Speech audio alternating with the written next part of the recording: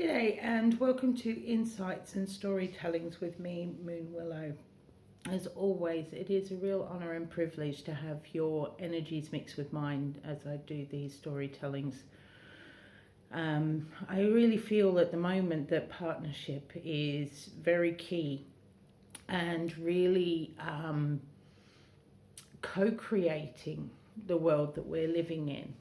And really noticing the relationships that not only we have with ourselves but with those around us.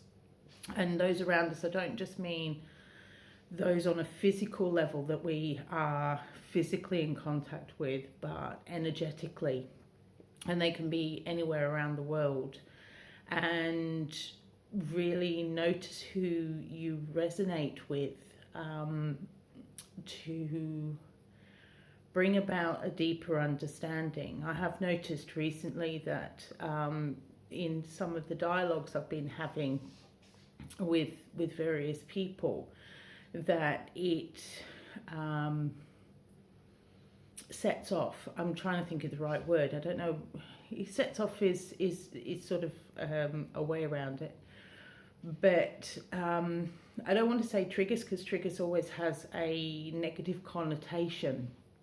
But it sparks, that's a good word, it sparks off different levels of intuition for me and brings about connectiveness and an inner connection and sort of enlightens me as well as to what I'm experiencing outside and within, and it helps make sense of sort of that peripheral noise, I guess. Again, probably not the best of language, but it's like, it feels like at the moment that I'm almost like underwater. That'll work. In a haze, and it's like looking through a really foggy scene and having the sunlight come through, and every now and again you have these glimpses of a clearer image, but at the same time having a lot of distortions and mistiness, fogginess, cloudiness, and it's almost like as you find that bit that's almost like a whole picture, you know that it isn't a whole picture because you can see around it that there's sort of like a mist or a haze, and there's bits on the outer edges that have not fully coalesced into a greater picture. So as I say, it's almost like, I don't know, walking through just a really foggy environment that's quite atmospheric, but can be quite overwhelming. Within that, you can feel quite fearful if you don't know where you're walking or what's around you, and then sometimes having that clearness that comes in, or that brightness that comes in, the sunlight spotting on a specific bit, can actually become more scary because you don't know what else is attached to that. You might be able to have a glimpse of an image or a building or a thought, just a clarity of the one aspect of the whole. And because that's not linked with anything else, that can actually feel worse in a way. So for me, I think that sort of explains the energies that are going off at the moment, that yes, we've got that higher frequency and that real brightness. I can't each time I look out of the window or go outside, I mean, this morning it was still raining. It had been raining for almost 24 hours over here, and I was looking outside the window, and for all that there was that rain and a haziness, there was like this really bright glow at the same time, with almost like this purple color, like a violet or a lilac even. It was just this pale purple haze, and everything was really bright. But that becomes quite eerie in a way, because it's like it doesn't make sense that all this rain and this cloud cover typically is very overcast with not a lot of lightness or brightness, and yet when I was looking out there was loads of both, and that sort of doesn't match up with my previous experience, my previous reality of experiencing that weather, which can be quite discombobulating. So I think with this lightness that's coming through, it's almost so unusual that can send us into a bit of a spin, because it doesn't match up with our previous experiences. But it does bring a level of clarity. We're seeing things more clearly than we ever have. But at the same time, it's that almost makes the shadows underneath darker, and consequently, you can sort of start putting stories into that of, I hadn't been aware of how dark the underworld was, or that aspect of the world. And that then can become equally scary. It's like, well, how much is under there, and what if I get lost in that? It's all well and good having that brightness and lightness at the moment, but what if that gets taken away? What if I get plunged into darkness? I've got used to a lighter environment. How do I cope with an environment that now feels a lot darker and a lot more difficult to navigate? And I've got a glimpse of what's around the corner, but am I sure that that's what I saw? What am I actually walking into? It can become more unsettling and more confusing and more scary. And it's sort of got that whole eeriness for me really at the moment. And it's almost like I was feeling a little bit earlier like being on a roller coaster, that one minute I feel really bright and light and everything's okay, and the next minute it's like, well, what if I got that wrong? This energy is actually feeling very very heavy and constricting, and I don't know how to move in that. And then I realised that then I step back into the lightness, and it's like, no, I'm doing this, and this, and then it sort of goes down again, and that in itself feels really uncomfortable, and can also almost create that sicky feeling inside. And it's like, well, how do we navigate that as well? So that to me is sort of what's going off. And it is almost like either walking through an underwater world or walking through a very hazy, fog-patched world that has moments where the sun manages to get through, or a dark forest where the sunlight comes through the canopy and you can actually see the path ahead of where you're walking, and you can notice that there's a dip ahead, and all of a sudden that fog or that mist or whatever comes down, and you can't remember. You're trying to remember where you saw the hole, where you saw the trip hazard, and you can't remember exactly where you saw it, but you don't want to stay still, you want to move forward. So anyway, I think I've gone off track a little bit. Who knows? I'm guessing you do if you're listening. I'm hoping you're listening, but I've got a little bit lost. So within that lostness, I'm going to see what Crystal wants to come out within all of this. I keep getting more than one in there. Okay. All right. So this is the if this reading gets uploaded, and I'm not convinced it's going to be honest, we've gone back to sacral. So yesterday I did 2 readings. One was for the root and one was for the crown. So as above, so below, and looking at the linkages between those. And then neither of those actually were uploaded all the way through.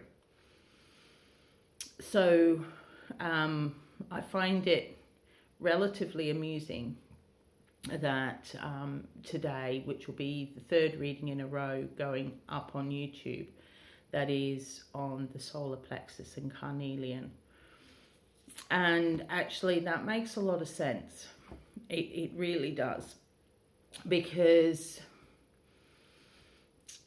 all of what we're navigating and ensuring that we do have those partnerships that are healthy and nurturing, and having a partnership with ourselves that is equally so, that helps us to work out what it is we're trying to create. And the sacral is about our emotional responses. So that makes sense of what I was saying. If we're walking through this really, I don't know whether it's an underwater or through a dark forest, that could be in the middle of the day, but the branches and the trees are just so close together that you can't see your way ahead, or into a mist or a fog. I guess it doesn't really matter. It is really that feeling of what we're traversing with the energies at the moment, and then sort of noticing what our emotional responses are as we're walking forward. So when we see sort of that light coming in, or the mist clears, and we can actually figure out the landscape that's around us, or one aspect of the landscape that's around us, and it could be another person, it could be a tree, it could be seeing that the path has some rocks in it and that we need to make sure we don't trip. But it's having a look at our emotional responses to that, and trying to understand why we're feeling fearful. What is it about the dark that scares us so much? What is it about not being able to see clearly that can produce a panic, that can have a fear response? One of the things I absolutely adore doing is walking around the reserve at night. And I have fairly decent night vision, which I'm really lucky with. But it's like walking that in the night, you hear noises, you hear the wind in the trees from a distance, and your mind can create a story. It's like, well, is that a person? Am I being ridiculous for doing this at night? What level of safety is there? Or was that just a fox moving through the undergrowth? That we attach so many different stories to what we hear or see, in, especially if it's a familiar territory, but it's unfamiliar circumstances. And that to me really is the key of the moment. It's like at the minute we are walking on this earth that is familiar. So we're doing our day-to-day routines that are familiar to us, but the circumstances around us are so different, but not. And I think that's where that jarring comes in, because it has that sense and feel of familiarity, like walking around the same place. But the difference is that we're being told to do something different within our environment. So therefore that's like walking the same place at a different time. That things that we notice and take for granted under normal circumstances, when we view them through a different lens, whether that be nighttime or whatever the media's coming out with, then our emotional responses to it are completely different. And there will be an underlying conditioning that actually triggers that. Yeah, I'll use triggers now. Triggers that or sets that off, and it sets off an emotional response. So it's very much about, at the moment, being aware that our sacral, emotional, flowing responses to things can actually be taking us into rapids, or taking us further into darkness, fear, anxiety, where it doesn't necessarily need to. So it is really about sitting down, taking deep breaths, and really exploring what it is, or what it is we're responding to, understanding the emotional response and where does it come from. Are we comfortable in that? Because sometimes a crack in the woods in the night is danger. So it would be right to have a fear response to that, so that you can go into a fight or flight. But at other times, it is a creature. So instead of going straight into the fight or flight response, it is useful to take a step back or pause and really feel into it, really get a sense of it. And it's like noticing other things around it. So it might be that you hear a noise in the distance that actually corresponds to an increase in the wind, or the sound of a bird, or a bark or shout of a fox or a dog. Or you can then hear people talking. There'll be other clues around it that can actually help us to make an informed decision as to how we're responding, instead of responding straight away. And I think there has been a pressure throughout our lives to react to things almost immediately without giving it any time, thought, or consideration. And even if we react, we're encouraged to go straight into the next thing without stopping to have a look at the fact that we've reacted. What was it about? Was there any realism behind that? Was there any truth in that? Or were we just reacting for the sake of reacting? But we're encouraged to just run into the next thing and the next thing and the next thing, which is why often we end up repeating cycles, because it's like we haven't cleared that. We haven't finished working that through.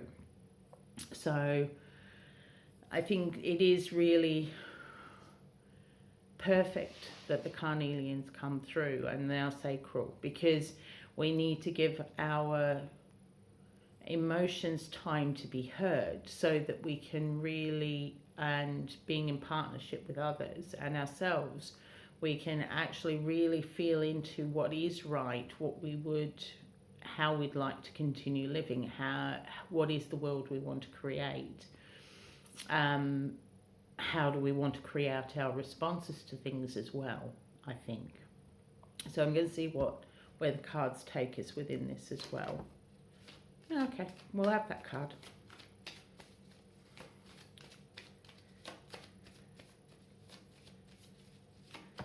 And that one. And we'll see if a third jumps out, or whether I have to go find it. I have a feeling I'm going to find it. I was not expecting those other twos to jump out. Alright, so I'm going to take that one. Okay. So the three cards are the woman, the scythe, and the clover. So traditionally, emotions are attributed to the divine feminine. So within this reading, with having the woman drawn, I think again it is really exploring the feminine and incorporating it. So if we're having an emotional response to it, so I'm going to take the analogy of me walking around the reserve at night, and if I hear something in the distance and I start becoming stressed or fearful, sometimes you react to that, or you'll discover that there is a understandable, non-threatening reason for that noise to be occurring. Sometimes my thought reaction to that is, why are you being stupid? You're being ridiculous. And you can have that thought process coming in, but actually it's the recognition that these emotional responses are really important, because they're giving us so much information, but we disregard it. We disregard things and put them into categories of good or bad. And actually all of it is basically information. So it's really honoring that divine feminine emotional response in our sacral area that is actually giving us further information of something that we cannot see. It's that spidey sense, that you have that tingle on the back of your neck, that you know that something isn't quite right, that you have butterflies in your stomach if you are going to be doing something that is producing anxiety. And it's actually, we're taught to dismiss that. And actually it's our energetic selves, or our higher selves, that's trying to let us know that there is something more that we haven't taken into account yet. So it is actually really important to take that moment, to take that breath and really hear the information, actually honor our divine feminine, honor our emotional responses, so that honor our emotional truth, so that we actually gather all the information. So the Scythe is the next card, and the Scythe is about cutting and getting rid of things that no longer belong, and having a severing of ties sometimes, or a severing of way of being. So I think in this it sort of goes in with what I was saying, that it's actually learning not to just cut it off, that actually it's changing our relationship with it, and really feeling into what it is our sacrals are trying to say to us. What is it that our emotions are trying to let us know? But there is also a temptation that things, if they become overwhelming or they feel too dark, that we just want to cut it off and not notice. But we don't do that. We suppress it. We don't actually clear it. We tend to suppress it and push it down and push it down. And it continues to bubble up to the surface, because anything we don't deal with is still there. We're just burying it, and it has a habit of coming back up or tripping us. So it has that feel, but also it has a feel of what I was saying in the beginning, of looking at our relationships and our partnerships with other people, and the ones that aren't nurturing, the ones that aren't healing, the ones that are damaging. It's actually letting go of those, and letting go of expectations from other people as well, that we have an expectation that people need to react or respond in a certain way that matches our belief systems. But we have to recognize that they're living in their own truth, and that's okay. So it's learning how to let go of that with compassion and love. But the other side that's just come in for me at the moment is that as we are going up to that higher shift, that higher vibration, it's being really aware of what we've bought into that makes sense to us. So what is it about the third dimension that we're continuing to try and live? that we're not going to make enough money, that we're never going to be good enough, that things are going to go horribly wrong, that it's never going to be any different, that sort of internal dialogue. And it's actually sifting through that and cutting it away and putting that into earth to be changed or up into source. It's also looking at the attachments we have to physical things as well. What attachments do we have to money, to status, to ego, to having lots of friends, of looking a certain way? What sort of stories have we given to ourselves around those? And by holding those stories, are we preventing ourselves from moving forward? Are we preventing ourselves from actually being in full connection with ourselves and other people? Or are we in relationship with other people judging ourselves against them? They've got more than us, we've got more than them. I wouldn't have done that. I wouldn't live my life in that way. I'm living my life in this way and this is better, so therefore I think you're doing it wrong. It's really having that real honest dialogue with ourselves as to why we're having those emotional reactions to other people and the way that they're living their lives. And what is it about it? And is that about giving us more information as to how we'd like to live our lives, and then actually start looking at the synchronicities and bringing that in? Or is there sort of like a jealousy that is holding us back? And really being honest with ourselves, so that we can be as completely authentic, and actually cutting those bits away. A bit like pruning a rose bush.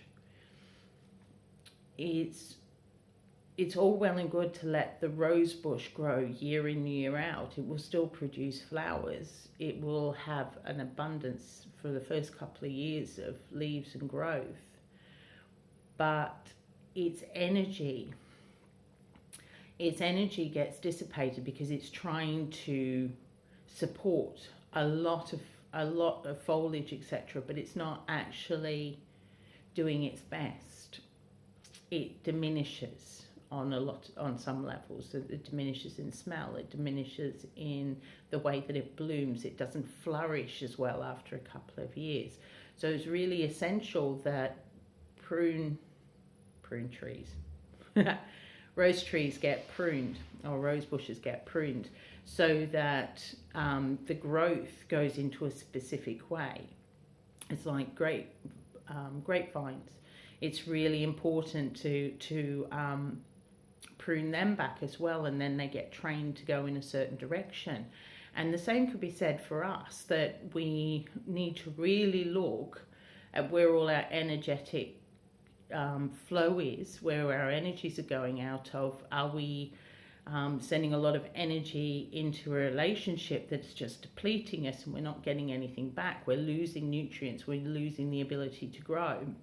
And actually cutting that, actually pruning that particular branch away, so that we can actually really focus where we'd like to grow, how we'd like to grow, and actually nurture that and move forward with that. And I think that sort of fairly brings in the last card of the 4-leaf clover. By doing this, by taking this time and doing this, so that we're pruning ourselves and nurturing ourselves to grow, making sure that we get the right fertilizer, that we have the right soil for our roots to grow into, that we are the hardiest we can be and the most fertile, and we reach up and produce the most fragrant blooms or the best fruit. If it was a grapevine, and that's when we can actually harvest. So it is very much looking at the relationship we have with ourselves, spending time with our emotional feminine self, divine feminine, noticing our emotional responses to things, really getting an understanding as to where they're coming from, why they exist, what is that trying to tell us about ourselves, taking that time, then really pruning back, seeing where we're losing energy, where our worries are becoming expensive to our energy. How can we nurture ourselves, cutting off the dead bits and really refocusing on how we'd like to move forward, what it is we'd like to create. And through that, I feel that abundance will be ours, really. That's a bit melodramatic, but that's what's coming through. So I'm hoping this is helpful to some of you out there. I'm going to see what sound comes through for us tonight.